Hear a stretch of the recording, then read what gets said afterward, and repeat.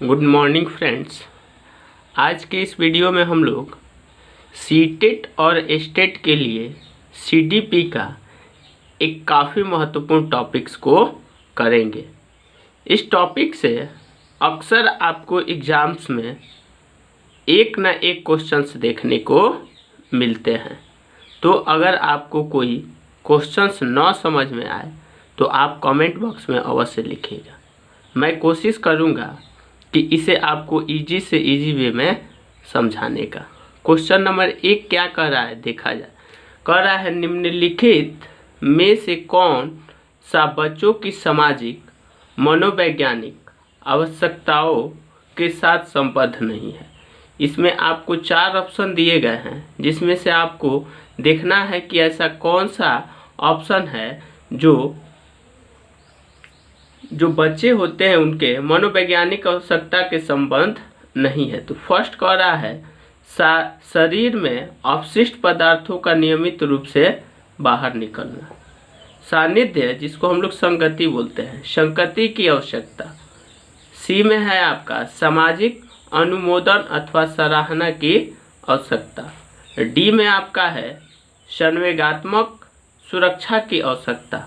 तो हम लोग ये 3 ऑप्शन जो देख रहे हैं बी और सी और डी, तो ये तीनों ज़रूरतें हैं एक बच्चे के लिए, लेकिन जो ऑप्शन 1 है वह ज़रूरी नहीं है। तो इसका ऑप्शन 1 क्या होगा कि राइट आंसर हो जाएगा। क्वेश्चन नंबर 2 देखा जाए। क्वेश्चन 2 आपका क्या कर रहा है, तो कह रहा है निम्नलिखित में से किस अवस्था में बच्चे अपने समवयस्क समूह के सक्रिय सदस्य हो जाते हैं। तो अगर आप लोग जो बच्चे होते हैं उसके टोटल अवस्था के बारे में अच्छे ढंग से स्टडी किए होंगे तो आप इसका आंसर इजी वे में कर सकते हैं। तो कह रहा है कि किस अवस्था में जो बच्चे होते हैं वह समूह के सक्रिय सदस्य हो जाते हैं। फर्स्ट ऑप्शन है आपका पूर्व बाल्यावस्था, सेकंड है बाल्यावस्था, थर्ड है किशोरावस्था और फोर्थ है प्रौढ़ावस्था। तो जो किशोरावस्था होता है ना, इस अवस्था में बच्चे जो होते हैं जो समवयस्क समूह के सक्रिय सदस्य हो जाते हैं। क्वेश्चन नंबर 3 देखा जाए। कह रहा है सबसे अधिक गहन और जटिल सामाजिकरण होता है। ऐसा कौन सा स्टेज होता है जिसमें ज़्यादा से ज़्यादा बच्चों का जटिल समाजीकरण होता है। तो फर्स्ट है आपका प्रौढ़ावस्था के दौरान, सेकंड आपका है व्यक्ति के पूरे जीवन में, थर्ड आपका है किशोरावस्था के दौरान और फोर्थ आपका है पूर्व बाल्यावस्था के दौरान। तो जो किशोरावस्था है ना, इस दौरान जो भी बच्चे होते हैं उसके जटिल समाजीकरण होता है उसके अंदर। तो इसका ऑप्शन क्या हो जाएगा, सी ऑप्शन सही हो जाएगा। अब फोर्थ क्वेश्चन को देखा जाए। क्वेश्चन 4 कह रहा है किसी उद्दीपन के निरंतर दिए जाने से व्यवहार में होने वाला अस्थायी परिवर्तन कहलाता है। जो उद्दीपन है उसके निरंतर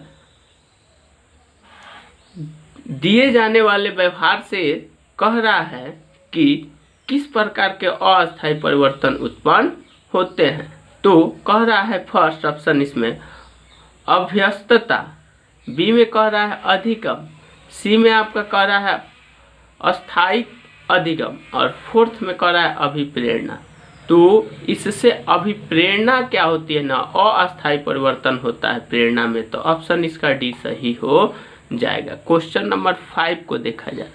क्वेश्चन 5 आपका क्या कर रहा है, क्वेश्चन 5 कह रहा है जिस प्रक्रिया में व्यक्ति दूसरों के व्यवहार को देख कर सीखता है न कि प्रत्यक्ष अनुभव कर को कहा जाता है। मतलब ऐसा कौन सा व्यवहार है जो दूसरों के देखने से वह सीखता है। तो फर्स्ट है सामाजिक अधिगम, अनुबंधन, सी में है प्रायोगिक अधिगम और डी में है आकस्मिक अधिगम। तो हम लोग समाज में रहते हैं तो समाज से बहुत सारे दूसरे की गुण और गुण देखकर उससे भी बहुत सारी चीज़ों को सीखते हैं। तो इसका ऑप्शन ए सही हो जाएगा, सामाजिक अधिगम। क्वेश्चन नंबर 6 क्या कर रहा है? तो क्वेश्चन 6 आपका कह रहा है, जिस इच्छाओं की पूर्ति नहीं होती है उनका भंडार गृह निम्न में से कौन सा है? ऐसा कौन सा मतलब भंडार गृह है जिसकी इच्छा पूर्ति नहीं होती है? परम अहम, अहम, इदम एवं अहम कि इदम। तो इदम एक ऐसी चीज है जो कि क्या होता है, इसका भंडार गृह निम्न में से कौन सा है जिसकी इच्छा की पूर्ति नहीं होती है? तो इसमें इदम ऐसा है जिसकी इच्छा की पूर्ति नहीं होती है। क्वेश्चन नंबर 7 को देखा जाए तो क्वेश्चन 7 कह रहा है, बच्चों के संज्ञानात्मक विकास को सबसे अच्छे तरीके से कहाँ परिभाषित किया जा सकता है? तो इसको ध्यान से आप लोग समझिएगा। जो बच्चे के संज्ञानात्मक विकास है, इससे हम लोग सबसे ज़्यादा कहाँ क्या कर सकते हैं? तो इसे देख सकते हैं। तो यहाँ फर्स्ट ऑप्शन है आपका 7 का खेल के मैदान में, बी आपका है विद्यालय एवं कक्षा में, सी आपका है ऑडिटोरियम में और डी आपका है गृह में। तो अक्सर हम लोग देखते हैं कि खेल के मैदान में बच्चों का सामाजिक विकास को पूर्ण रूप से देखा जा सकता है। तो इसका ऑप्शन ए सही हो जाएगा। क्वेश्चन नंबर 8 को देखा जाए, परिवार एक साधन है किस प्रकार का? तो अनौपचारिक शिक्षा का, औपचारिक शिक्षा का, गैर औपचारिक शिक्षा का कि दूरस्थ शिक्षा का? तो हम लोग अनौपचारिक शिक्षा क्या होती है, औपचारिक शिक्षा क्या होती है, दूरस्थ शिक्षा क्या होती है, ये सब चीज़ों को पढ़ चुके हैं।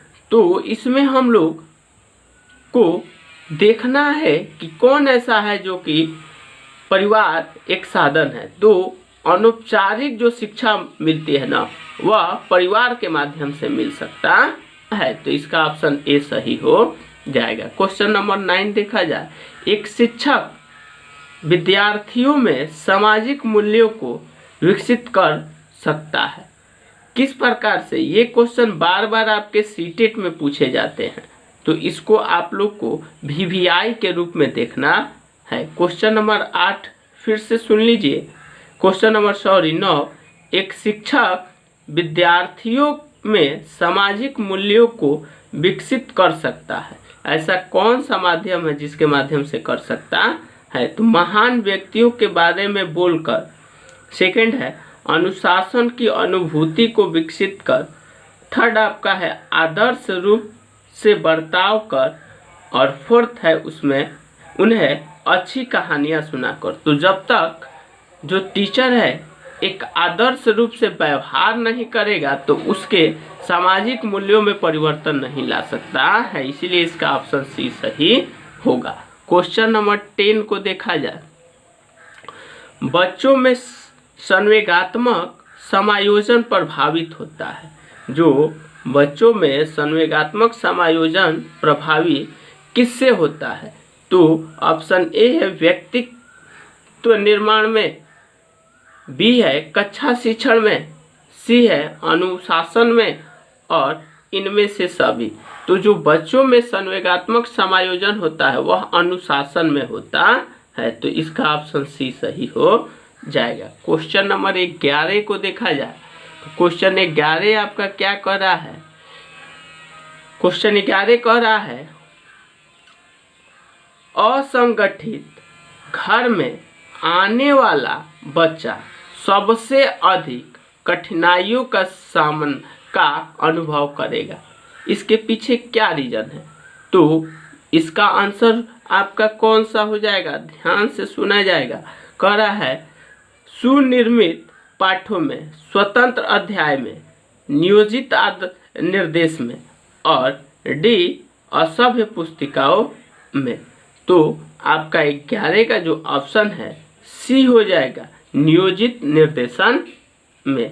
क्वेश्चन नंबर 12, चरित्र का विकास होता है किन चीज़ों से चरित्र का विकास होता है? तो कह रहा है इच्छा शक्ति द्वारा, बर्ताव एवं व्यवहार द्वारा, नैतिकता द्वारा, और फोर्थ दे रहा है इनमें से सभी।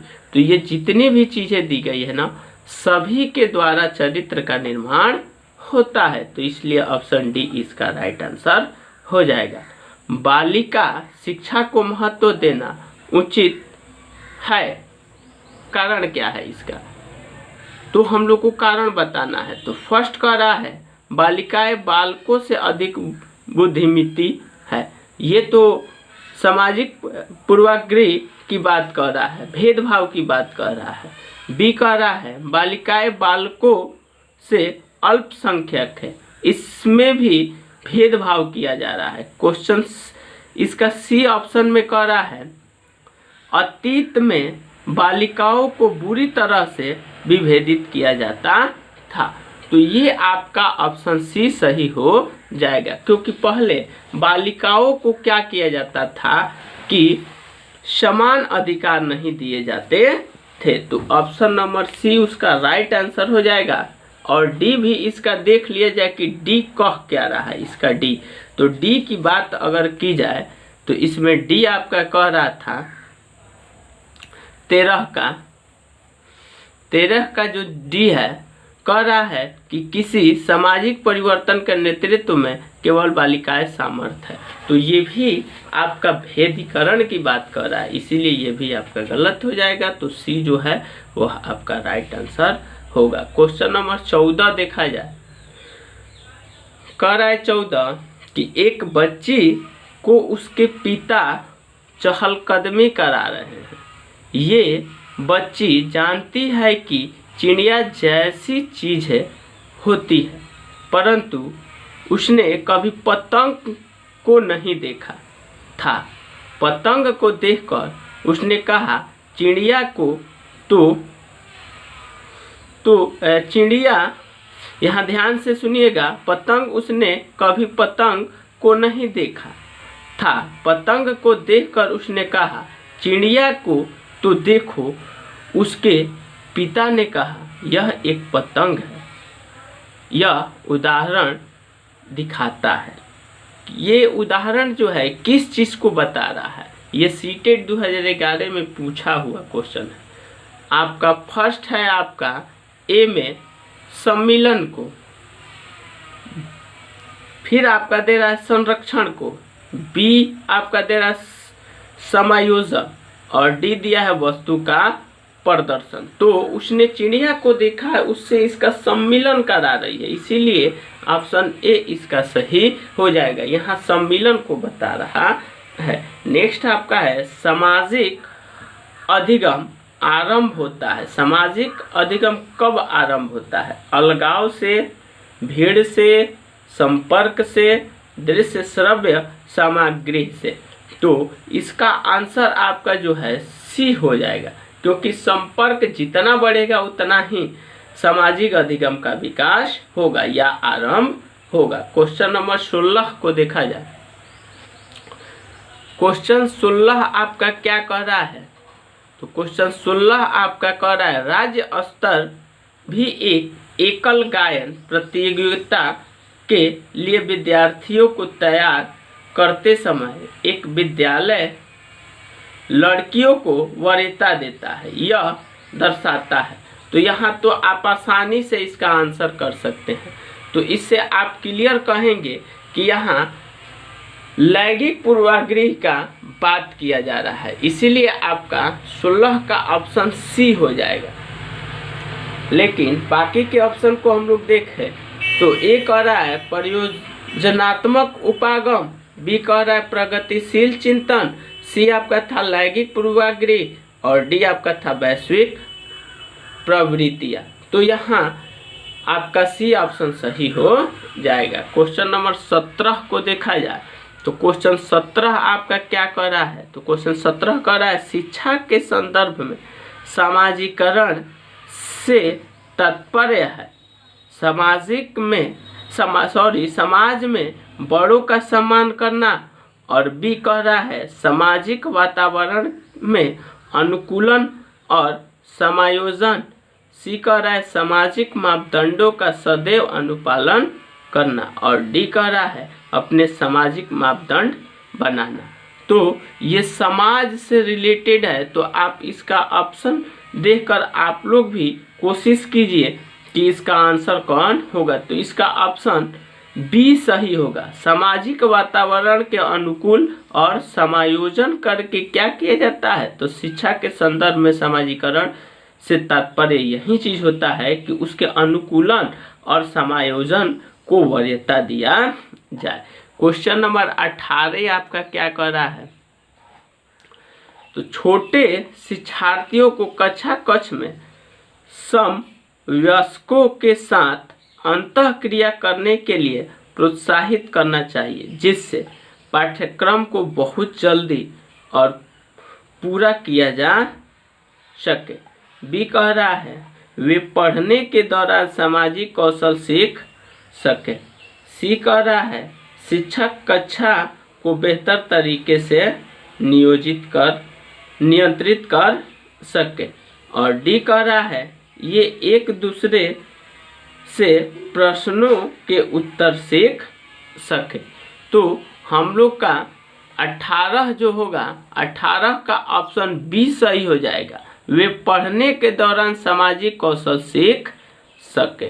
क्वेश्चन नंबर 19 को देखा जाए, तो क्वेश्चन 19 में आपका क्या कर रहा है, तो क्वेश्चन 19 को हम लोग ध्यान से देखें तो क्वेश्चन 19 कह रहा है कि सहयोगी अधिगम में अधिक उम्र के प्रवीण विद्यार्थी छोटे और कम निपुण विद्यार्थियों की मदद करते हैं। इससे क्या होगा, तो जब बड़े जो विद्यार्थी है छोटे का सहयोग करेंगे तो उसका अत्यधिक विकास होगा। लेकिन ऑप्शन को देखा जाए क्या कह रहा है, गहन प्रतियोगिता विकसित होगी, उच्च नैतिक विकास होगा।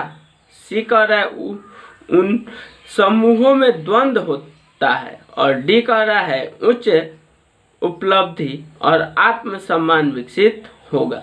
तो जो आपका 19 है, 19 का डी ऑप्शन सही हो जाएगा। क्योंकि जो बताएगा उसमें भी क्या होगा कि जो अधिगम की क्रिया है अधिक से अधिक विकसित होगी, और जिसको बताएंगे उसमें भी अधिगम की क्रिया और अधिक विकसित होगी। इसीलिए इसका ऑप्शन डी सही हो जाएगा। क्वेश्चन नंबर 20 को देखा जाए, व्यवहार का करना डैश में आता है, ये किन चीज में आता है, तो फर्स्ट कह रहा है सीखने के गतिक, जिसको हम लोग कोग्निटिव क्षेत्र कहते हैं। बी कह रहा है सीखने के मनोवैज्ञानिक क्षेत्र, और सी कह रहा है सीखने के संज्ञानात्मक क्षेत्र, और डी कह रहा है सीखने के भावात्मक क्षेत्र। तो 20 का जो आंसर होगा वह डी हो जाएगा, सीखने के भावात्मक क्षेत्र। नेक्स्ट कह रहा है 21 नंबर, एक शिक्षिका अपने शिक्षार्थियों को अनेक तरह की सामूहिक गतिविधियों में व्यस्त रखती है, जैसे समूह चर्चा, समूह परियोजनाएं।